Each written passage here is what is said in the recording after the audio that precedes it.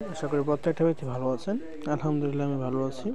তো আজকে একটা ভিডিও নিয়ে আসলাম যে হচ্ছে আমরা কি করে এখান থেকে বিটগেট ওয়ালেটের যে একটা অ্যাকাউন্ট ক্রিয়েট করছি, অ্যাকাউন্ট ক্রিয়েট করার পরে বিটগেট ওয়ালেট যে 12টা সিকিউরিটি পিনকোড ওইটা আমরা কী করে দেখব। তো আমরা কী করবো, এখন বিটগেটে চলে যাব। দেন আমি চলে গেছি বিটগেটে। হ্যাঁ, আমি বিটগেট ওয়ালেটে এখানে আমি চলে গেছি। দেন এই যে বিটগেট ওয়ালেটে এখানে চলে আসছি। এখন আসার পর আমি এখানে কী করব, এখানে আমরা কী করবো, যখন আমরা এখানে কি 12টা সিকিউরিটি পিনকোড আমরা এখান থেকে আমরা দেখবো আর কি, কোথায় আমরা দেখবো 12টা সিকিউরিটি কোড। হ্যাঁ, তো আমরা চাইলে কী করতে পারি, এই যে উপরে দেখেন 3-4টা ফোটা আছে না, ওইখানে আমরা ক্লিক করতে পারি। এখানে ক্লিক করে কি আমরা এখানে এই যে দেখেন, এখানে যে এই যে দেখেন ব্যাকআপ, এই ব্যাকআপে আমরা ক্লিক করে দেবো। এখানে ক্লিক করার পর এটা নিচের দিকে স্ক্রল করবো, এই নিচের দিকে একটু দেখবো। এখানে দেখেন ব্যাকআপ লেখা আছে, এখানে আমরা ক্লিক করে দেবো ভালো সিস্টেমে।